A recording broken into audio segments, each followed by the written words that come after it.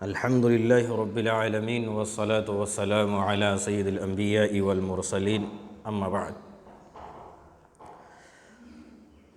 آج جو کتاب لے کر حاضر خدمت ہوں وہ ہے شرح شذور الذہب فی معرفت کلام العرب۔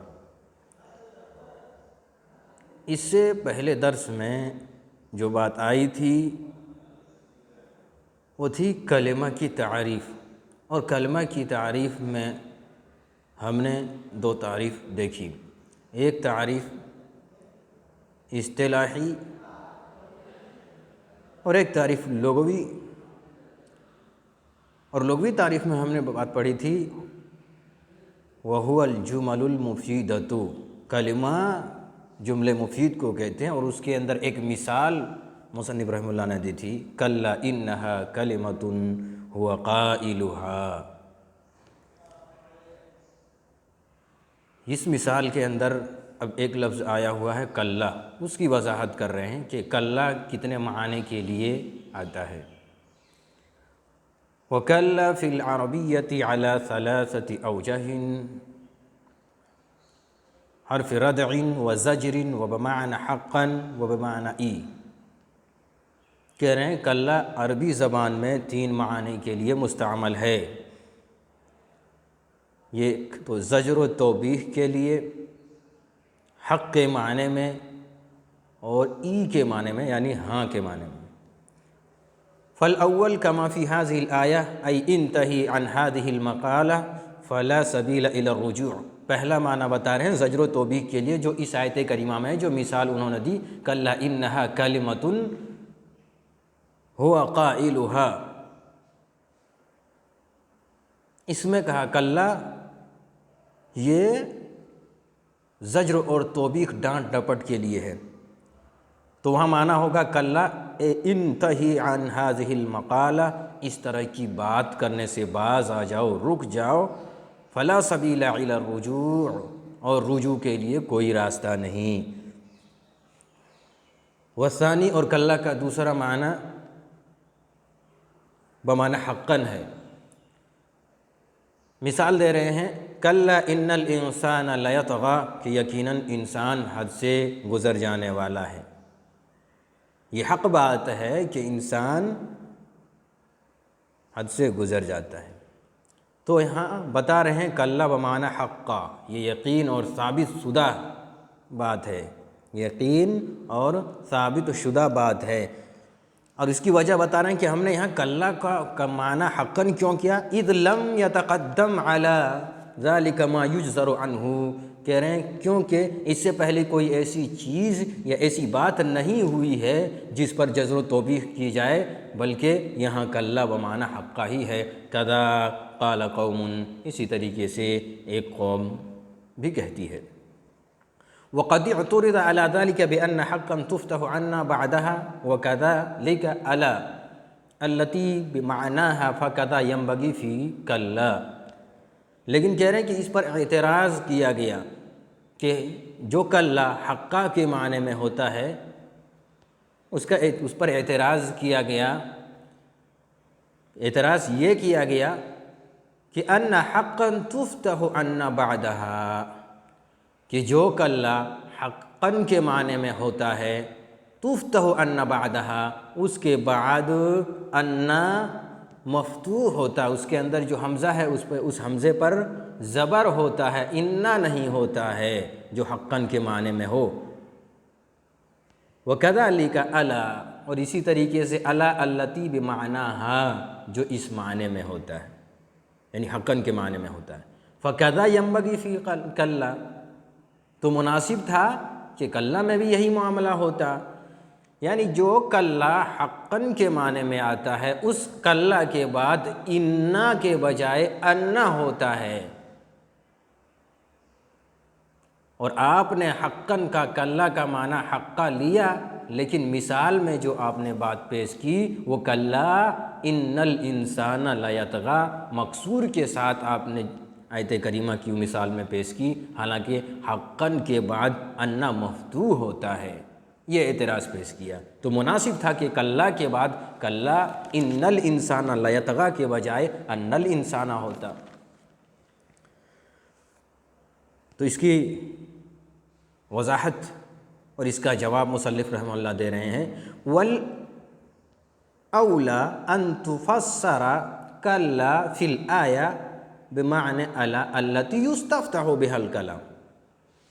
کہہ رہے ہیں سب سے بہتر جواب اور بہتر طریقہ یہ ہے کہ یہاں پر کلا ان الانسان لیطغی کی آیت پر کہہ رہے ہیں اس کی تفسیر کریں گے ان تفسر کلا فی الآیہ، اس آیت کریمہ میں بمعنی الا، اس کلا سے کریں گے جو الا کے معنی میں ہوتا ہے، التی یستفتح بہا الکلام، اور جس سے کلام کو شروع کیا جاتا ہے، جس الا کو لا کر کلام کو شروع کیا جاتا ہے، وَتِلْكَ تَقْصُرُ بَعْدَهَا، اور کہہ رہے ہیں اس الا کے بعد جب کلام اس سے شروع کیا جائے تو اس الا کے بعد انا ہی آتا ہے، انا نہیں آتا ہے۔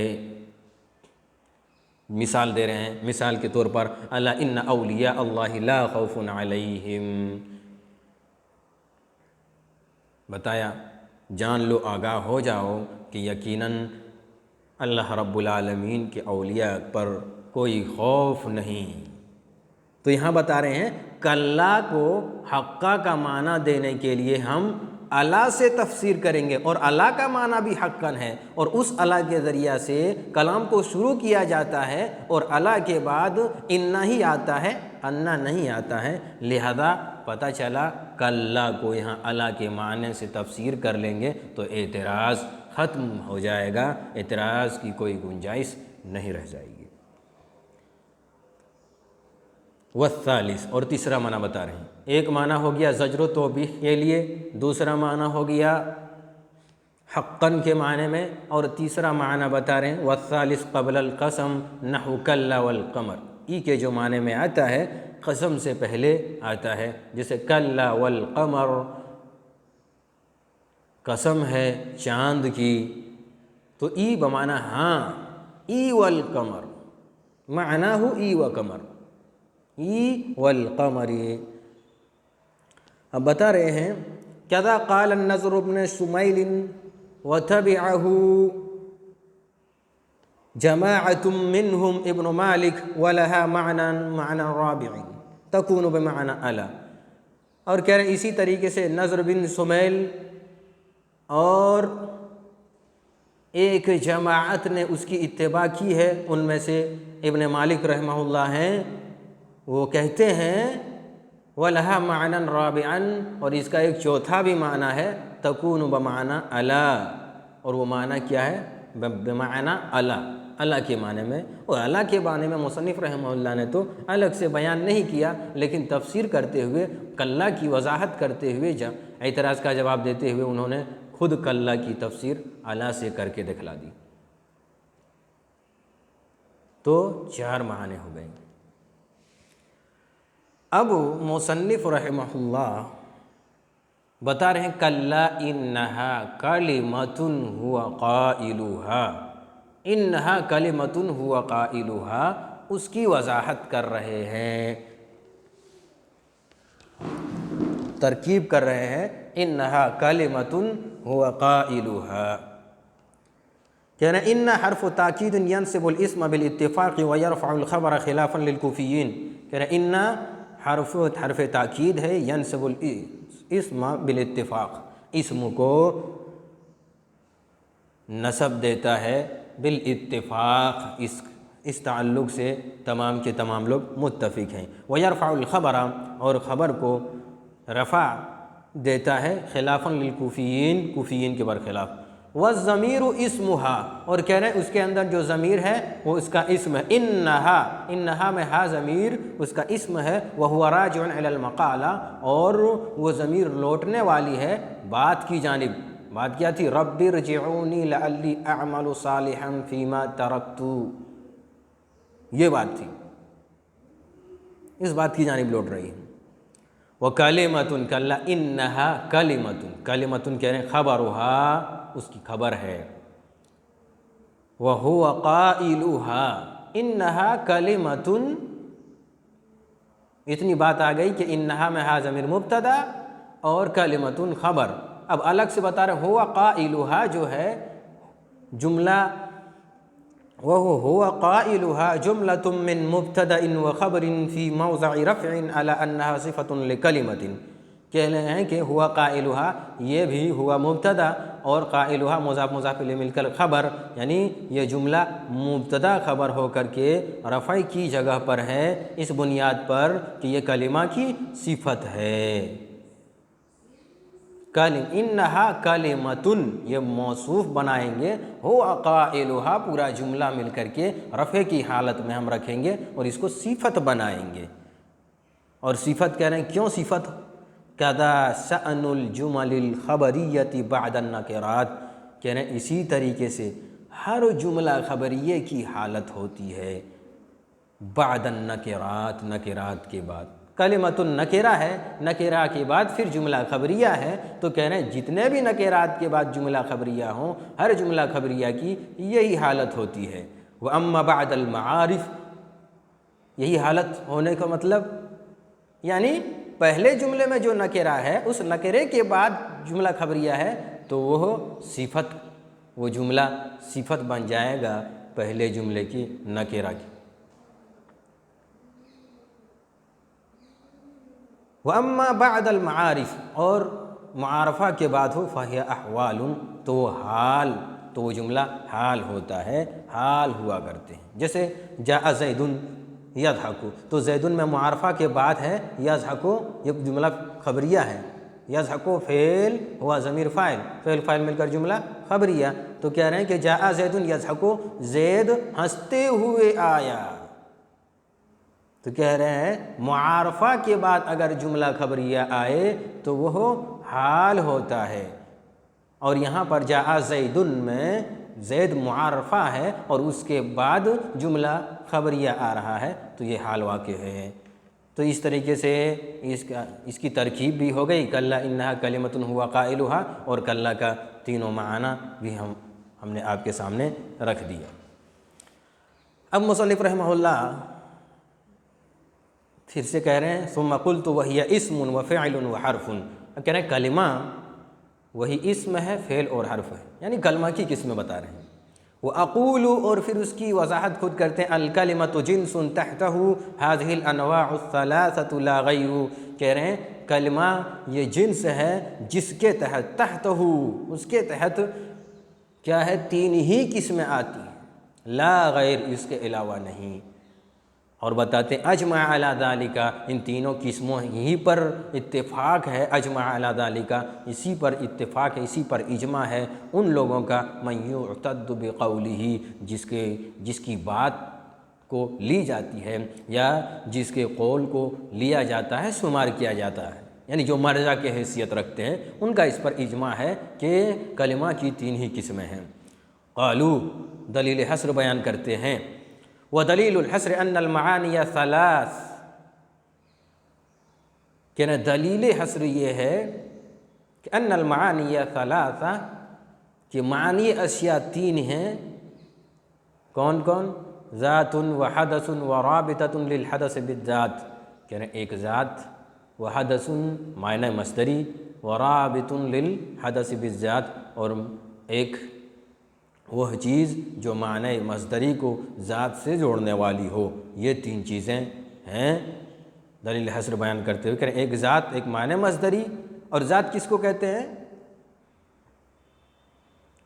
جو خود بخود کوئی شے ہو. حدث ذات کے بغیر حدث کا تصور نہ کیا جا سکے، جیسے قتل کرنا، مارنا. تو جب تک کوئی مارنے والا نہ ہو مارنا فعل پایا نہیں جائے گا.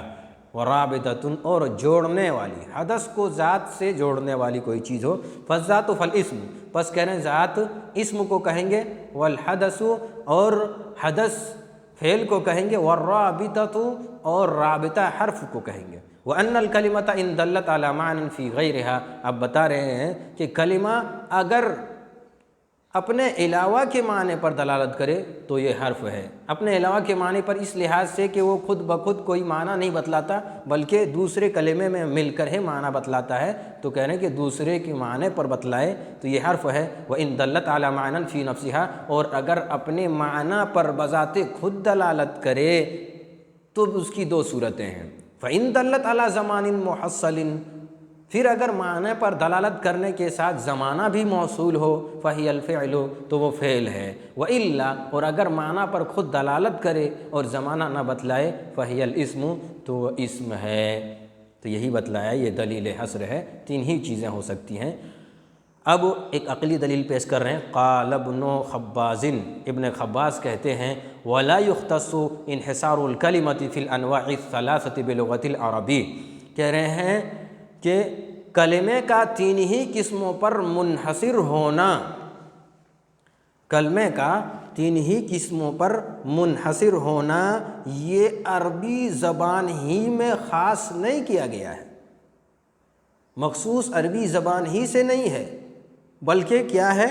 لأن الدلیل الذی دل علی الانحصار فی الثلاثة عقلی، بلکہ بتا رہے ہیں کہ وہ دلیل جو کلمہ کی تین ہی قسموں پر منحصر ہونے پر دلالت کرتی ہے، وہ دلیل عقلی ہے، دلیل عقلی ہے، عربی زبان کی محض دلیل نہیں بلکہ دلیل عقلی ہے۔ والامور العقلیۃ لا تختلف باختلاف اللغات، اور امور عقلیہ زبان میں اختلاف ہونے کی وجہ سے مختلف نہیں ہوا کرتے۔ پتہ چلا عقلی زبان کے اعتبار سے اگر عقلی دلیل سے کوئی چیز ثابت ہو تو زبان مختلف ہونے سے وہ چیز نہیں بدلتی، یعنی اردو میں بھی تین کلمہ کی تین ہی قسمیں ہوں گی، اور ایسے ہی دیگر زبانوں میں تمام کے تمام میں کلمہ کی تین ہی قسمیں کر سکتے ہیں، کیونکہ یہ مسئلہ دلیل عقلی سے ثابت ہے۔ تو یہ چند باتیں تھیں، کلّہ کی تین معنی آپ کے سامنے آ گئیں، اور کلمہ کی تین قسمیں بھی آپ کے سامنے رکھ دی گئیں، اور اس کی وضاحت کی تین ہی قسمیں کیوں ہیں، دلیل حصر بھی آپ کے سامنے رکھی گئی اور دلیل عقلی بھی آپ کے سامنے رکھی گئی۔ انشاءاللہ العزیز اب کلمہ کے اقسام اور اس کی تعریفات آگے آئیں گی آئندہ دروس میں۔ اللہ رب العالمین سے دعا گو ہوں کہ اللہ تعالی ہمارے طلباء کو صحیح سمجھ، اور اللہ رب العالمین ہماری ان کاوشوں کو قبول فرمائے، آمین۔ والسلام علیکم ورحمۃ اللہ۔